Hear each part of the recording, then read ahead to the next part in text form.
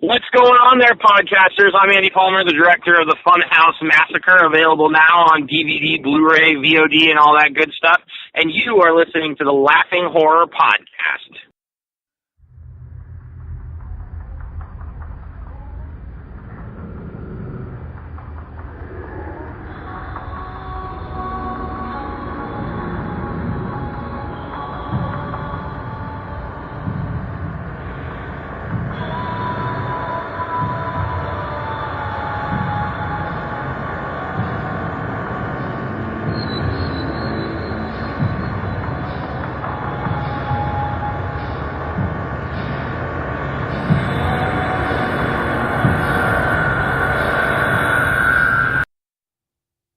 Hello once again, and welcome back to the Laughing Horror Podcast. I'm your host, as always, Kyle Laugh, and today I am utterly thrilled to be able to bring you one of the best episodes yet. And I know you're all excited as I am now. We have an exclusive interview with the director of the Funhouse Massacre, Andy Palmer. But first, before we jump into that, we will have all our regular features, including news, releases, and of course reviews. But this week, thanks to our special guest, we're going to be switching up the review format, and we're going to have one film to look at today. And of course, that would be the aforementioned Funhouse Massacre. So as usual, if you're interested in dropping us a line or a voice clip that we can play on the show about your thoughts, personal, spoiler-free reviews, ideas for the show, or even film suggestions that we can check out in future podcasts, you may do so by emailing us at laughingHorrorPodcast@gmail.com or by sending us a DM via either Twitter and now also via Instagram at laughing_horror. You can find us there for Twitter and Instagram. Also, don't forget to follow us via your Podbean accounts or subscribe to us through Twitter, iTunes, actually. And now let's jump right into the top news headlines of the week.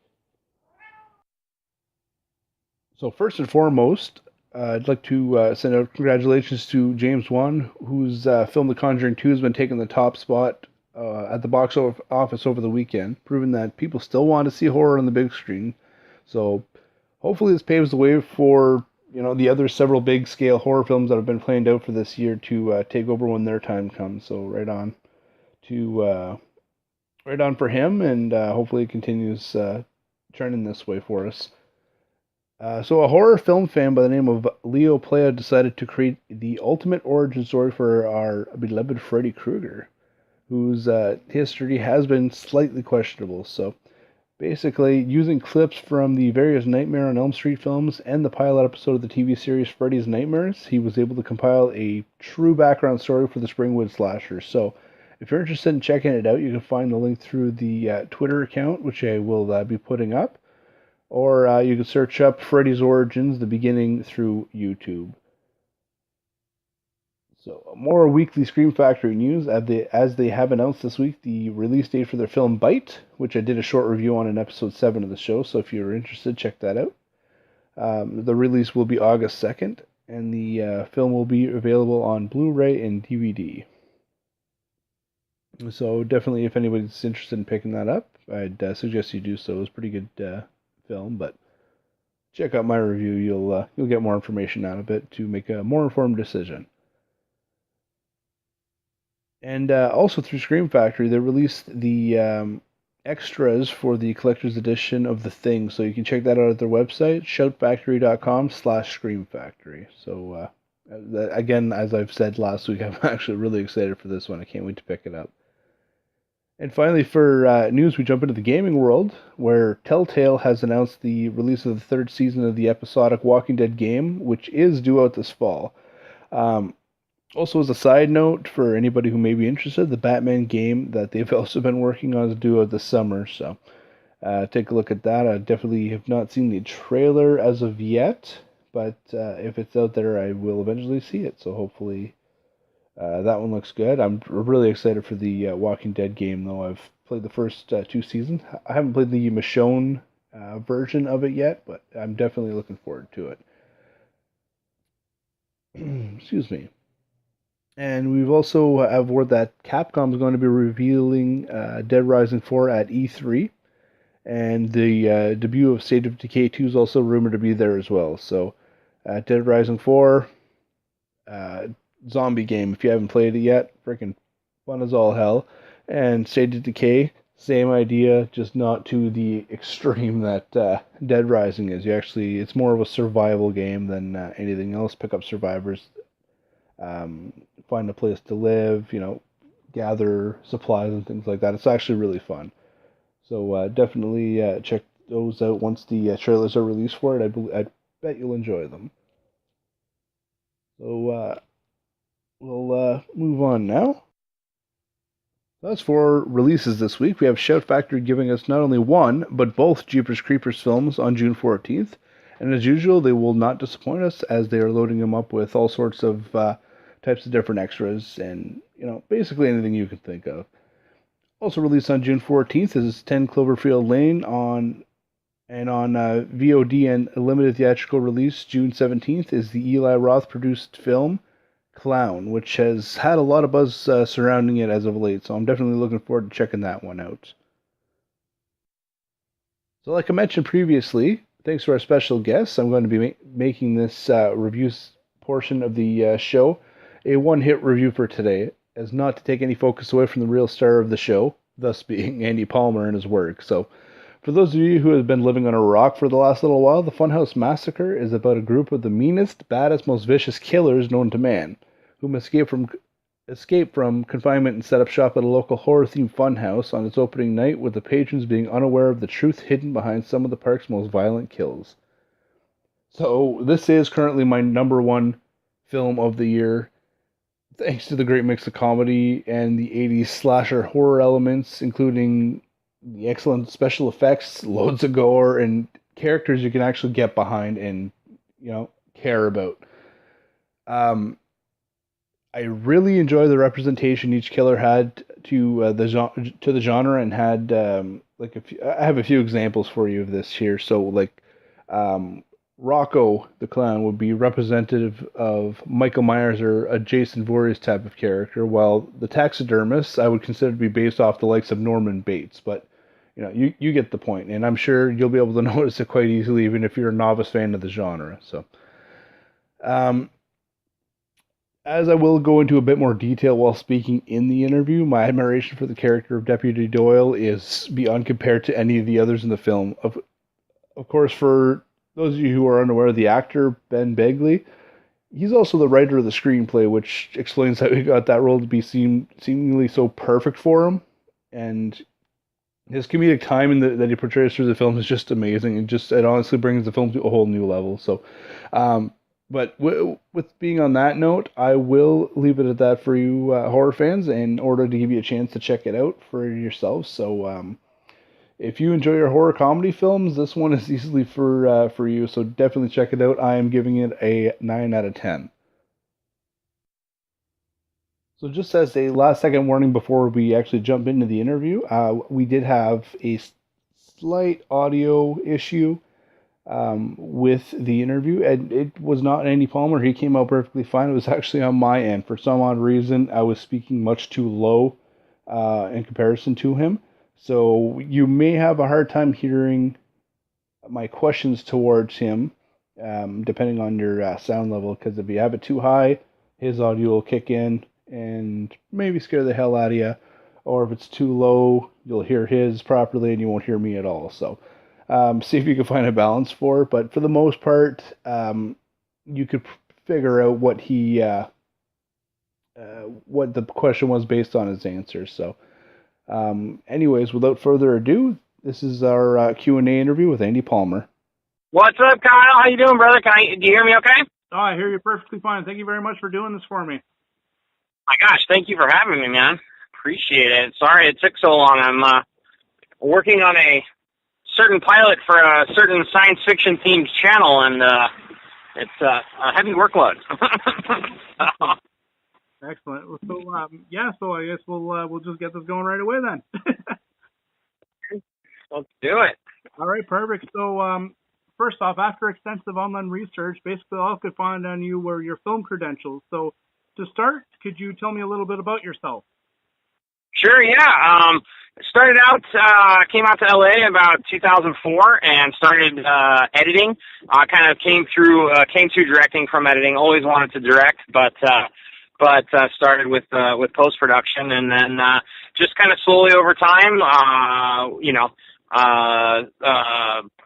did shorts and anything I could get my hands on, and then finally, after about 10 years, got a feature off the ground, and we sold it. It did okay, and they kind of let us do another one, and so on and so forth. So that's how it's worked. Is we they keep selling, and then they let us make another one.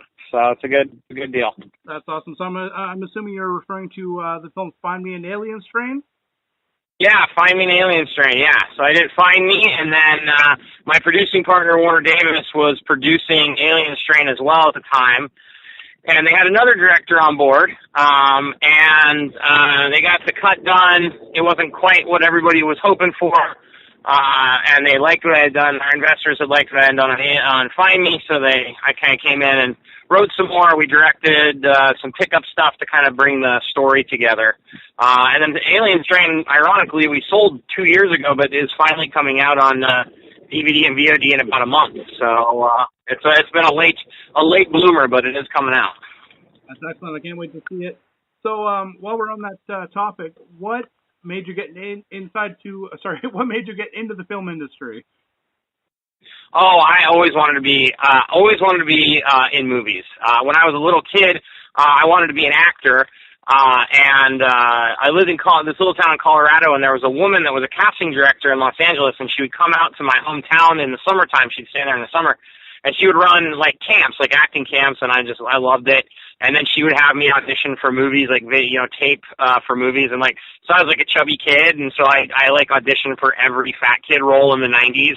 Like if there was a fat kid in a '90s movie, I tried to get that role. So and I really fell in love with the process. And then I got to college, and I started to meet real actors, like people that were very talented, and I was like, oh, this is. Yeah, I'm not near as good as these guys. And then I kind of fell in love with the tech side. When I was in college, the mini DV movement was just starting, and I was like, oh my God, I can get a DV camera, and I can shoot a movie, and I can edit it on my home computer. And so I kind of fell in love with directing that way. So it was a good bridge between the two. Oh, absolutely. So while you were growing up, and obviously you want to get into the film industry, as you just said, who were some of your influences while you were growing up? It was when I was younger. It was more actors. Because I wanted to be an actor. When I was a kid, this is hilarious. I was infatuated with Eddie Murphy. I loved Eddie Murphy movies. I used to act out Eddie Murphy movies. Beverly Hills Cop and Beverly Hills Cop 2. I thought he was the funniest guy in the world. Back to the Future was a big one for me. Obviously, the Star Wars movies and stuff like that. And then when I got into college and I really started to get into film, I really fell in love with Robert Rodriguez. I read his book Rebel Without a Crew when I was a sophomore in college, and I very declaratively told my parents one day at breakfast, I was like, I think I should not go to college and I should use my tuition money to make a film. And my dad was like, finish your eggs. So I was like, okay, I'll finish my eggs, I'm glad they did, and I'm glad I saw it through and stuff like that. But yeah, Rodriguez was that guy that he was like, you can do this. I did it. You can do it too. And I was like, I can do it too, and Kevin Smith, same way. Love Kevin Smith. Yeah. And then as I've gotten older, I've kind of, you just kind of fall in love with new guys, and stuff like that. So, those are the guys. Right on. So, considering that the film that has just come out this week, The Funhouse Massacre, is a horror film, or horror/comedy, what would you say is your favorite horror film? Oh, the original Halloween for sure, and really I love the film, but more than anything, it's like the memory that it evokes. It was the first horror movie that I ever got to watch, and our local theater was playing the 16mm version of it on Halloween night. And we were in 6th grade, and your parents had to sign a permission slip for you to go see it, And my parents signed the permission slip, and it was like if they played at 10 o'clock at night. And it was all my friends, and it was like the first horror movie I ever got to see. And the first time you see him behind that bush, I was like, it was terrifying to me. And I was like in love with Michael Myers at that point. So definitely the original Halloween. The other one that I absolutely loved that scared me as a kid was this movie Watcher in the Woods. It was a Disney movie, and it was really scary. I don't know if you've ever seen it, but it was terrifying. No, I've seen it. Yeah, no, I have the same feelings about it. All right, good. I'm glad I'm not the only one, because, man, that one got me. Like I just said, Funhouse Massacre is one of the newest films to be, or one of your newest films to be released on Blu-ray and DVD. Actually, just a few days ago. So everything that I've read prior to the film's release, and then again after its release, I couldn't find anything but people saying great things about it, and rightfully so. It's an excellent film and very highly entertaining. In fact, the trailer hooks you in right away. It's got the simple concept of how people are either desensitized or oblivious to gruesome imagery, that seeing a murder take place in front of them is easily something comical towards them. So this is something that affected me to the film as well as many other people. So on that note, can you tell us your initial reaction to the film when reading the script for the first time? Oh, sure. Well, so my buddy Ben Beagley wrote the script, and he and his wife Renee had come up with the story. And I'd worked with them before on a couple different projects, a web series, and Renee was in a movie that I had produced. And I love them, especially Ben. Ben and I are like very similar people. Our humor is very similar, and so it's, you know, the Funhouse Massacre is really like Ben's humor on the page, you know, and so it really like. It really struck a chord with me. But for me, it was the thing that was like the thing that was the capper for me. It was so funny. It was, it had nothing to do with the horror or anything, which I loved. But it was the scene where Morgan is handing the steak dinner to Charlie, and they do the Who's on First, you know, kind of repertoire with Doctor Who, and I was like, oh my God, that's so funny. I must direct. I was like, if I don't get to direct a movie, then I just want to direct that scene, you know, and that was like, I just kind of like, I got what Ben was going for, you know, and I just, all the characters, I just thought they were so, you know, there's a lot of characters, and I think the biggest criticism of the movie has been that there are too many characters, but I cared about all of them, you know, I thought Ben did an amazing job of making me care about all those people, and so, yeah, that was really it, but the Who's on First routine was the thing, and I was like, I gotta do this movie. That definitely hooked me right away. It just, I knew the kind of comedy you were going for, and I just loved it right off the hop. Awesome. Something is like on top of your amazing work, like you were just mentioning, Ben Bagley, who was a writer, he basically the primary source of comedy in the film, but he also got the biggest, in my opinion, badass moment of the film by the end. And the rest of the cast the rest of the cast of the film is just amazing as well. So like you said, I cared about every single character. There wasn't a character who I forgot about, right? So one thing I do have to ask you though, as a fan of his, I do have to ask, how was it working with the horror icon Robert Englund? It was amazing, man.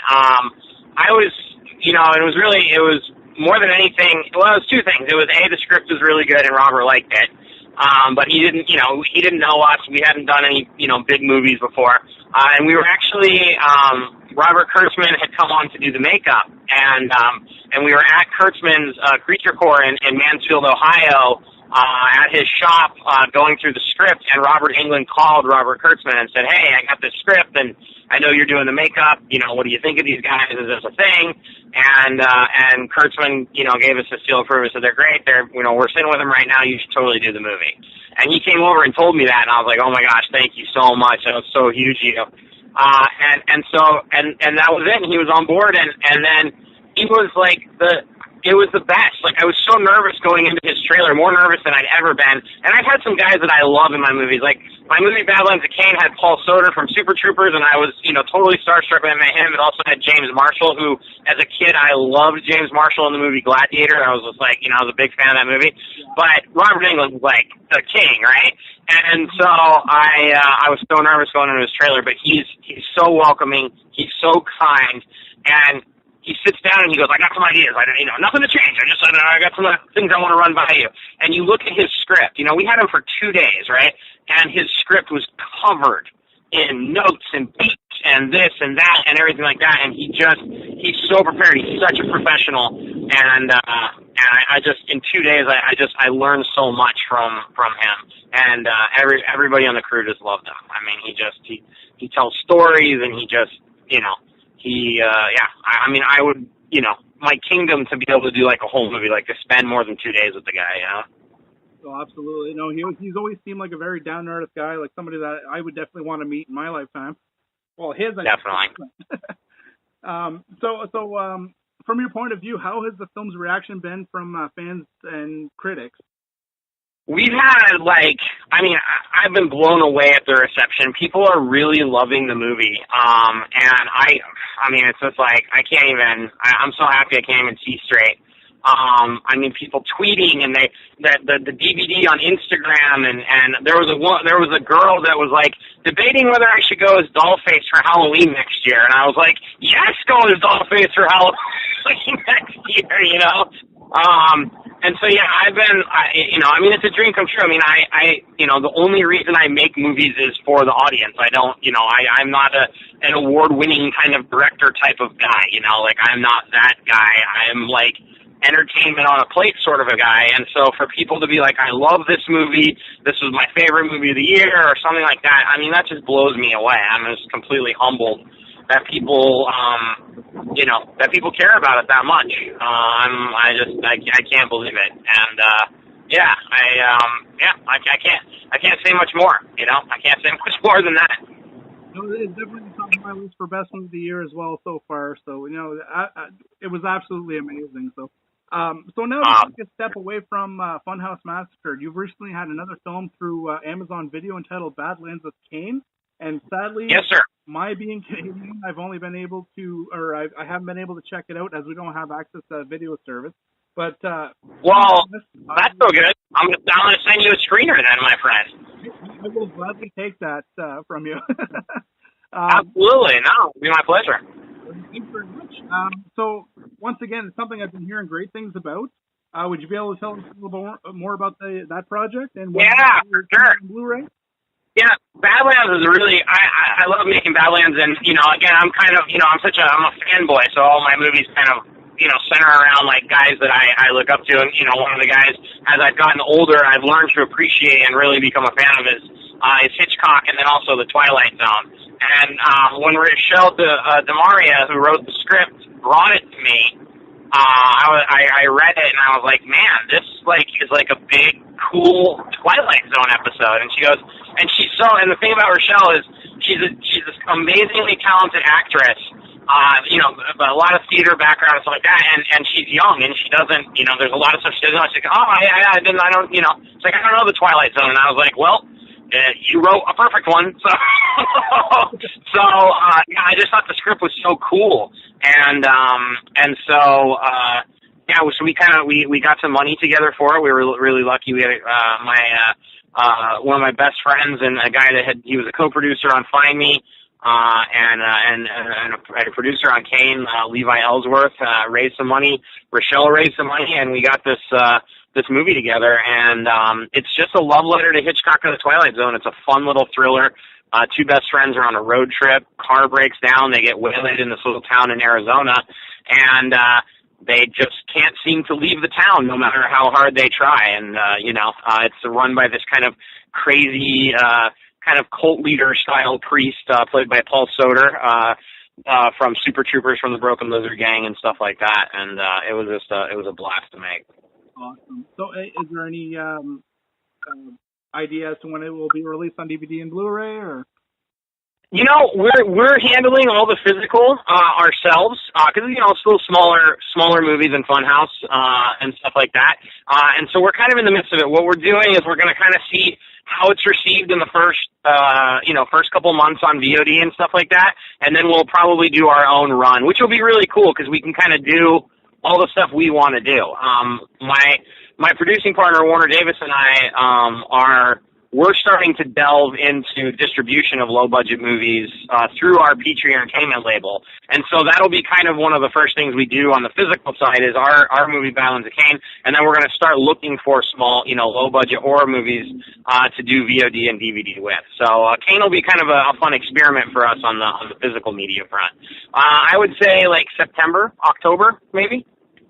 Okay, absolutely, right on. Okay. Yeah, no, and it's awesome that you're going to be like trying to pick up other films as well, give them a hand, kind of teach them where you're going, right? That's awesome. Well, definitely, and also, I'm going to send you the screener, but we're up in Canada on tons of, if you go to our Facebook page, it has a list of all the places it's available, and I know we are available up in Canada. Okay, well, I'll definitely check it out then if that's the case. Definitely, yeah. There's, I know quite a few places up there. So, it's on our. If you go to our Badlands of Kane Facebook page, there's a poster that has every network it's available on, or every platform it's available on. Okay, awesome. Yeah, no, I will definitely be checking that out. So, as we were talking about your credentials earlier, you've seen that you've gone through editing, producing, writing, and of course directing. What's your favorite thing to do and why? Directing for sure, hands down. It's there's just nothing like being on set. I mean, it's so addictive. The energy and being able to work with actors and the DP and the production designer, and it's just it's exhausting and it's tiring. And I don't know if you played like football or anything. Like I played football in high school, and in the summer we had 2-a-day football practices that were in the morning and the afternoon. And I was doing it, I'm like, why am I doing this? This is so painful, and I'm getting hit, and it's just hot and miserable and stuff like that. And then now that I look back, and it's just nothing but amazing memories. And filmmaking is the same way. While you're in the middle of it, 12-hour days, and we are fighting rain and this, and we can't do this shot, and this piece of equipment broke down, and it's very, very stressful. And then the moment you call it's a wrap, all I want to do is be right back there again. So it's a great feeling. I love editing because it's kind of a magic.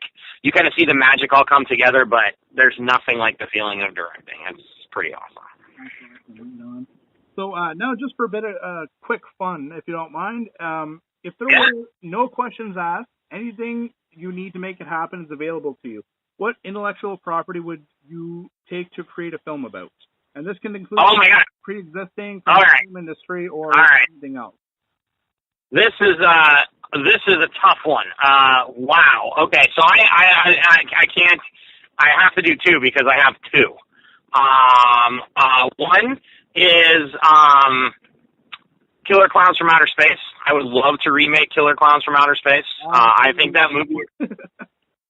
I that movie just tickles me pink, and I don't know. I just feel like in a lot of ways there's a lot of influence from that in Funhouse, and so I would just love to run with that. And the other one is my dad is a huge Jimmy Buffett fan, and Jimmy Buffett wrote this novel called Where is Joe Merchant, and it's this kind of cool mystery, kind of rock and roll mystery book that's set in the Florida Keys. And I think for my dad, I would want to direct Where is Joe Merchant. I think the cast of characters is just amazing. And so those would be the two. And it's kind of a random one, but I think it would be fun to do that for my dad. No, I definitely check either of those out, especially Killer Clowns from Outer Space. I absolutely love that film. It's so good, right? It would be awesome. So if MGM, if anyone from MGM is listening, I'm all for Killer Clowns. I'll back that one up for you. All right, I like it. Thanks, Kyle. So last thing for you here. So before we let you go, do you have any upcoming projects other than the sci-fi series or movie? I kind of didn't catch that whole thing there. Sure. Yeah, I'm doing a fun pilot. I unfortunately can't talk too much about the pilot for the science fiction themed channel that everyone knows and loves. But it's awesome. It's awesome and scary. And so I'm hoping that it gets a big thumbs up from Sci-Fi. I mean, the science fiction channel. And the other thing we have this really cool movie cooking. And again, it's so preliminary. I don't want to say too much about it, but It's kind of a very creepy ghost kind of themed movie that we just optioned, and we're hoping to shoot in August. And we're hoping to make an announcement in a couple weeks, but I want to let all the ink dry and everything like that. But one of the scariest scripts I've ever read. And I feel like with Find Me, I'm very proud of Find Me, but I feel like I didn't do a great job at building the suspense as good as I could have done it, and so I feel like if I get this movie off the ground, I get kind of a second chance at making a really fun, scary movie. So I'm looking forward to it. I hope it all goes through. No, I'm hoping so too. Now, it definitely sounds like something I'd be interested in checking out, as well as probably every horror fan out there as well. So on that. Cool. Once again, Andy, I would like to thank you for coming out on our show, and I wish you all the best in your future endeavors inside and outside of the industry. So just to let you know, you are always welcome back on the show. You've been an awesome guest. Oh, Kyle, I appreciate you having me, man. Yeah, I'll take you up on that. I would love to. I'd love to wrap movies with you, man. So let's keep going. Let's keep doing it. Sounds like a plan, man. Perfect. So thank you very much. Right on. Thanks, brother. So how awesome was that? Best guest ever, right? I know. Well, next to my portion on the audio, but it will come with time. So I'm definitely looking forward to having him back on the show at some point in time. Hopefully he can stick around and do a review with us. We'll figure something out eventually.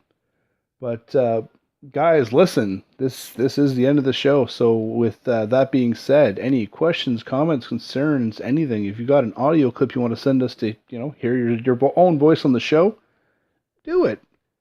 It's laughing-horror-podcast@gmail.com. Send us anything. We're good to go. Criticisms, comments, complaints, whatever. Just, send us something. Also, you can do the same thing on Twitter @laughing_horror. And once again, on Twitter, the same handle, laughing_horror. You can follow us there, make comments, like our stuff, yada, yada. Yeah. And that's all that we have today for our show.